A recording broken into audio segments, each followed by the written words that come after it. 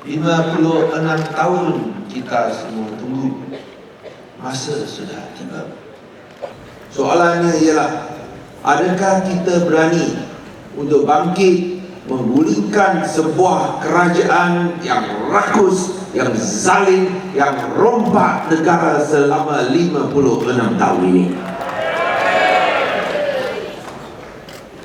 Ini kita belum tentu lagi, tetapi kita akan cuba sedaya upaya dengan membentangkan manifesto dan juga roadmap untuk membawa Malaysia ke arah yang benar, ke arah yang adil, ke arah yang bebas, yang penting sekali ke arah di mana rakyat Malaysia boleh memiliki negara mereka sendiri.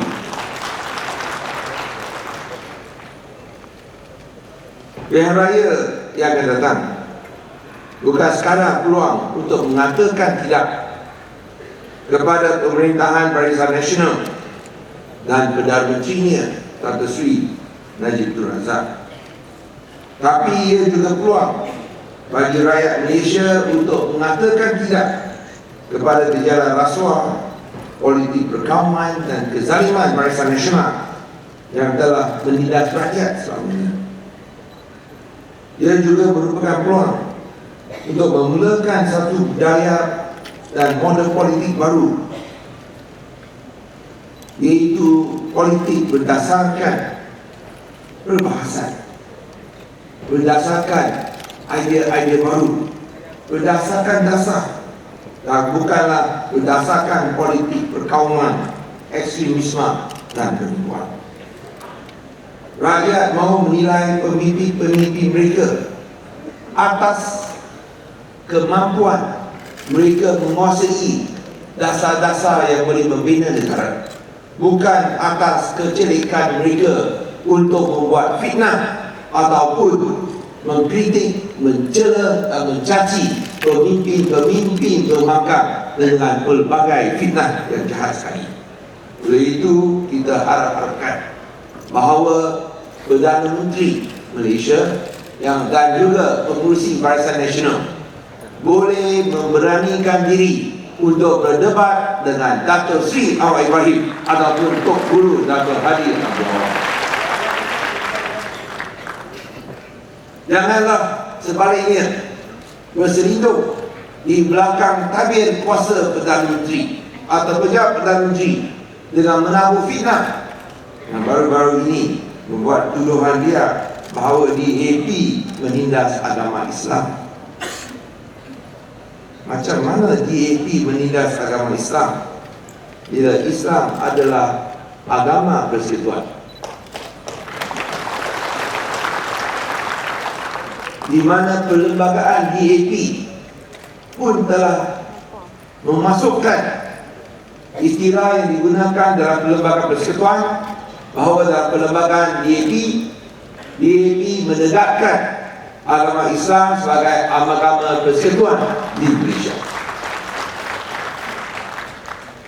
Ini adalah satu fitnah yang jahat untuk mengapi-apikan sentimen orang Islam terhadap DAP. Cuma pun beliau tidak ada bukti, beliau boleh buat terus fitnah macam putusan Malaysia. Kita tahu bahawa saya telah saman putusan Malaysia kerana putusan Malaysia buat fitnah saya anti Islam. 2 kali saman, 2 kali menang.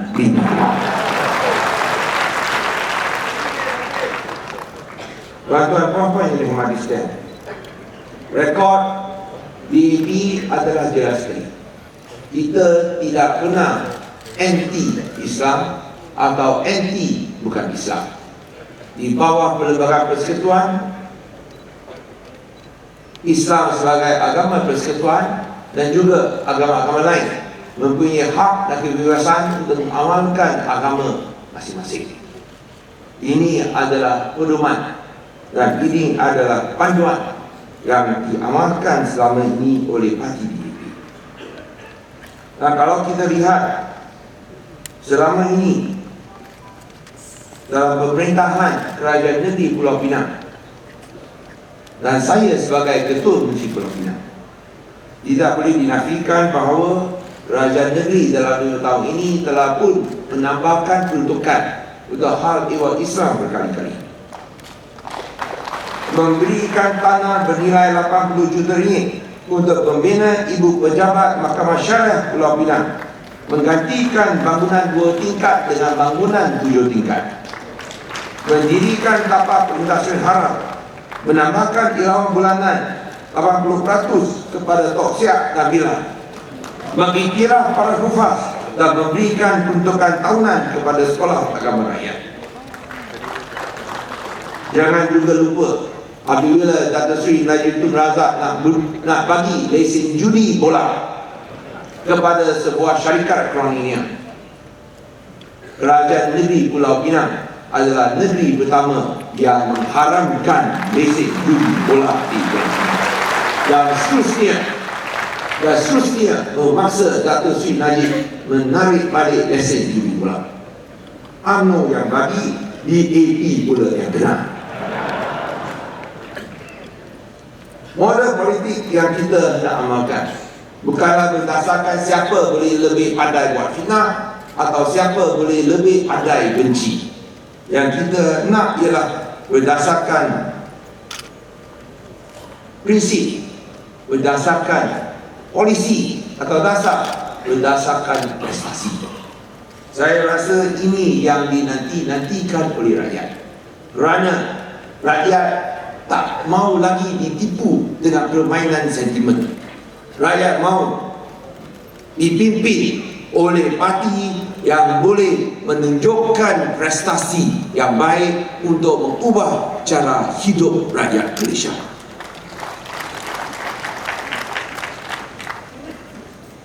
Selama ini, kalau kita lihat dari segi prinsip, polisi dan prestasi, dalam 5 negeri seterusnya menjadi 4 yang dipimpin oleh Pakatan Rakyat, jauh lebih baik daripada yang dipimpin oleh Barisan Nasional. Malah Kerajaan Negeri Pakatan Rakyat yang memulakan pemberian wang sumbangan kepada rakyat, lepas itu baru diikuti oleh Barisan Nasional. Tapi masih ada satu perbezaan yang amat ketara sekali, iaitu bila Kerajaan Negeri Pakatan Rakyat memberikan wang sumbangan, ia adalah daripada hasil lebihan surplus bajet yang kita perolehi, bukanlah dipinjam. Lihat rekod Kerajaan Negeri Pakatan Rakyat, kita bagi wang bila kita ada untung. Kerajaan Negeri BN bagi wang, sungguh pun mereka rugi. Sudah defisit 15 tahun. Tahun terakhir untung bajet belanjawan Kerajaan Persekutuan ialah bila Datuk Seri Ahmad Ibrahim jadi Timbalan Perdana Menteri. Itulah sebabnya sudah sampai masanya kita kembalikan Datuk Seri Anwar sebagai Perdana Menteri Malaysia supaya kita boleh untung sekali lagi. Tuan-tuan puan-puan yang dimari sekalian, bila kita sebut tentang perlunya kita hendak jaga kewangan, dari manifesto ada banyak rangka-rangka dan dasar-dasar untuk memberikan manfaat kepada rakyat, tapi ini berdasarkan kemampuan kerajaan, dan hanya kalau kita ada wang barulah semua ini dapat dilaksanakan. Di sini amanah jelas sekali bahawa kita memang mampu melaksanakan ini, kerana rekod menghapuskan rasuah dan juga mengurangkan hutang, bukan macam kerajaan BN yang bukan sahaja defisit, tetapi hutang kerajaan pun telah naik kepada satu tahap yang amat membimbangkan. Ini saya rasa adalah satu perbezaan di antara PR dan BN. PR untung dan kurangkan hutang, BN defisit dan tambah hutang. Pada masa yang sama, baru-baru ini bila kita sebut tentang integriti, Datuk Seri Najib telah mencabar Pakatan Rakyat untuk menunjukkan integriti dengan menandatangani Code Integrity, ICRA Integrity oleh Transparency International. Apa gunanya Datuk Seri Najib anda tangani ICRA Integrity kalau beliau tidak sanggup mengisytiharkan harta benda beliau, ataupun mengarahkan menteri-menteri dan ketua menteri untuk mengisytiharkan harta benda beliau? Kalau mereka ingat buat demikian, ini ICRA Integrity hanya tinggal satu janji kosong saja.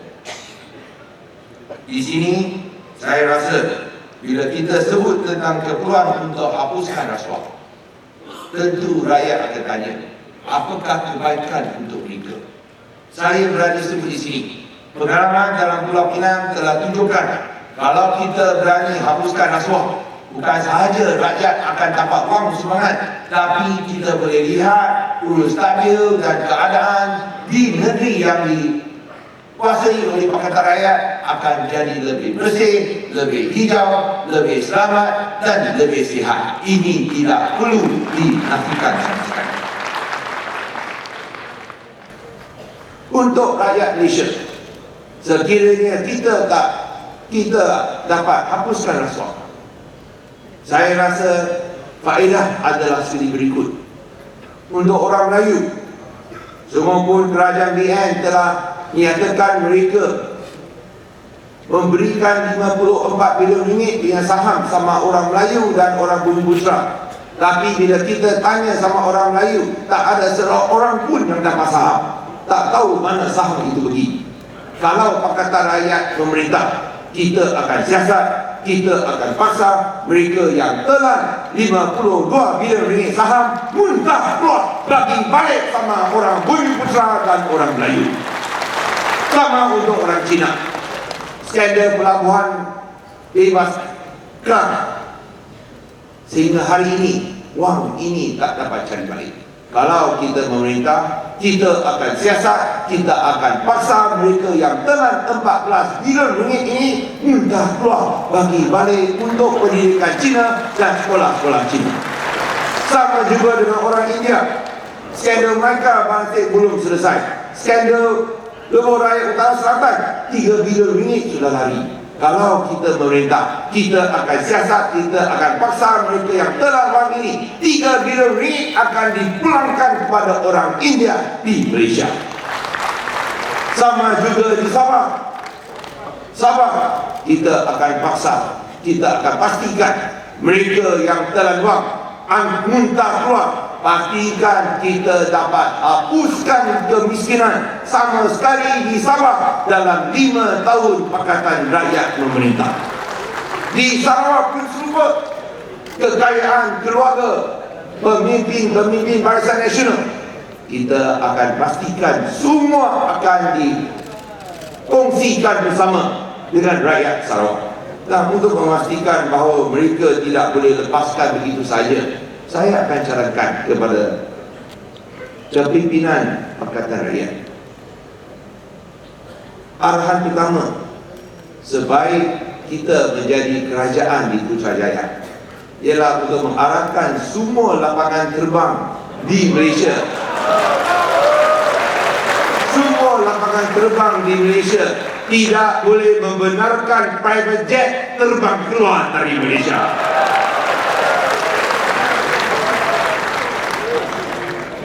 You know, Mahatma Gandhi once said, there is enough in this world for everyone's need, but there is not enough in this world for one person's greed.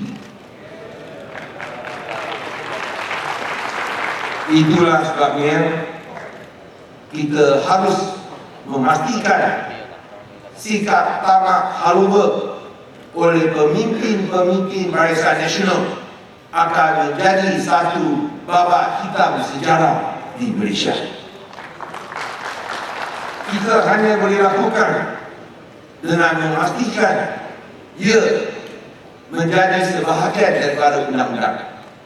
Untuk integriti, jangan hanya menanam tebu di bibir. Kita mesti ada undang-undang untuk memastikan integriti ditegakkan dan mereka yang tidak mematuhinya akan dimasukkan ke penjara.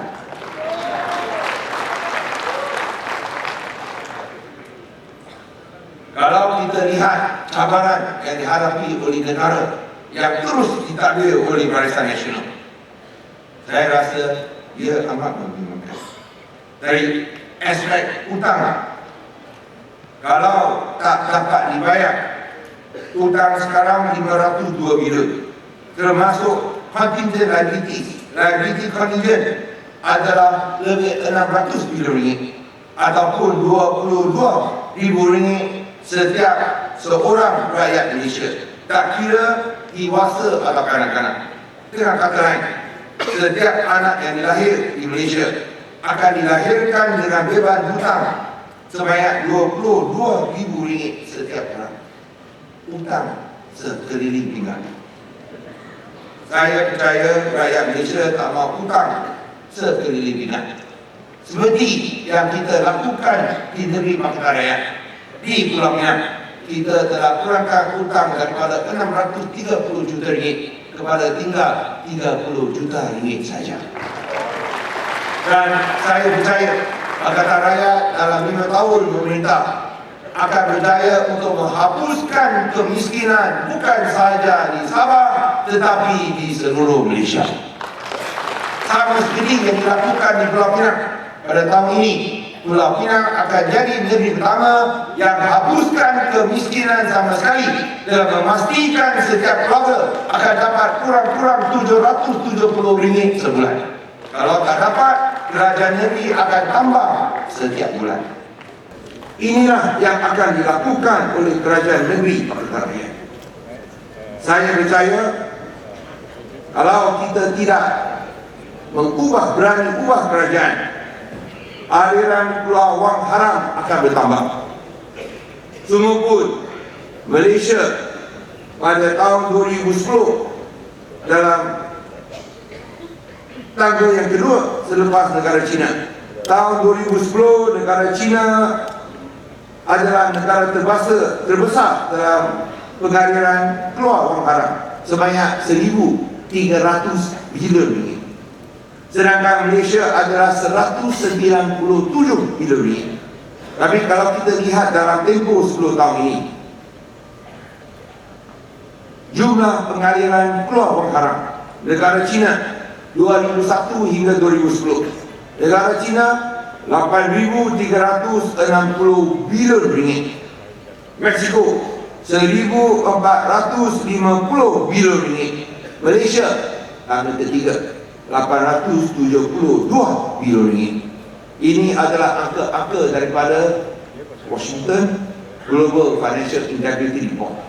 Tapi kalau kita lihat dari segi per kapita, Malaysia bukanlah pada tangga yang ketiga. Kalau kita dari segi per kapita, iaitu kalau kita ikut kiraan penduduk, Malaysia bukanlah tangga ketiga di dunia. Sebenarnya kita adalah jago dunia. Untuk per kapita, negara China 6,400 ringgit. Untuk Meksiko 13,300 ringgit. Malaysia 31,000 ringgit. Bermakna setiap rakyat Malaysia untuk tempoh 10 tahun ini, kita setiap orang telah hilang 31,000 ringgit kerana pengaliran keluar wang haram.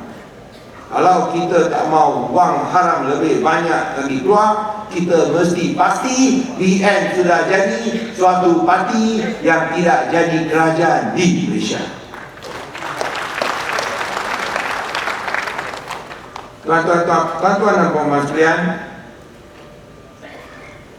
saya ingin menyatakan sokongan saya dan juga puja saya ke atas Sekretariat Pakatan Rakyat yang telah berusaha untuk melengkapkan manifesto rakyat Pakatan Harapan Rakyat dalam 5 bahasa. Ini adalah dalam 6 bahasa. Ini adalah suatu pencapaian yang amat unik sekali. Marilah kita berikan tepukan kepada Sekretariat yang telah berusaha untuk membawa perubahan, untuk memastikan rakyat Malaysia boleh hidup dengan penuh bermaruah. No, Plato once said that we can forgive a child who is afraid of the light. The real tragedy is when men or women are afraid of the light. I think the time has come for us to shine the light on all corners of Malaysia. I think the time has come to lift the veil of darkness that has descended on Malaysia since Barisan Nasional is in power. Saya ingin menekankan dan saya percaya bahawa Kerajaan Pakatan Rakyat yang baru akan memastikan setiap rakyat Malaysia akan bebas daripada penirasan, bebas daripada rasuah, bebas daripada kemiskinan, bebas daripada kejahilan, dan yang penting sekali, bebas daripada ketakutan. Kita mahu bukan sahaja kita hidup bermaruah, yang penting sekali kita mahu anak-anak kita hidup dengan lebih baik daripada kami kita semua. Saya percaya hanya Pakatan Rakyat yang boleh memastikan kesemua ini berlaku. Kalau apa-apa berlaku di negara ini, kita tahu pemimpin Pakatan Rakyat tak akan lari ke Australia. Kita tahu bahawa pemimpin Pakatan Rakyat akan berdiri bersama dengan rakyat. Kita akan pastikan kita dapat selesaikan masalah utang yang dihadapi oleh negara kita. Kita hendak jaminkan bahawa negara Malaysia dimiliki oleh semua, tanpa kira kaum, tanpa kira agama, tanpa kira bangsa. Baik Melayu, Cina, India, Iban, Kanazan, kita benar-benar adalah sebahagian daripada negara Malaysia. Tidak boleh dinafikan bahawa Barisan Nasional akan mainkan peranan. Dan di sini saya amat terkejut bahawa Barisan Nasional boleh mengizinkan satu cadangan liar oleh mantan Perdana Menteri Tun Dr. Mahathir untuk meminta rakyat memberikan sokongan kuat kepada Barisan Nasional, memberikan majoriti 2/3 kepada Barisan Nasional, supaya Barisan Nasional dapat meminda perlembagaan untuk melucutkan hak kewarganegaraan Datuk Amida. Ini adalah sesuatu yang Pakatan Rakyat kutuk dan kecam sama sekali. Setuju tak? Setuju tak? Inilah yang kita hendak memberikan amaran kepada rakyat Malaysia. Kalau Barisan Nasional boleh buat demikian, saya rasa tak kira kita India, Melayu, Cina, Iban, Kanazan, kita tidak ada hak langsung di bawah pemerintahan Barisan Nasional.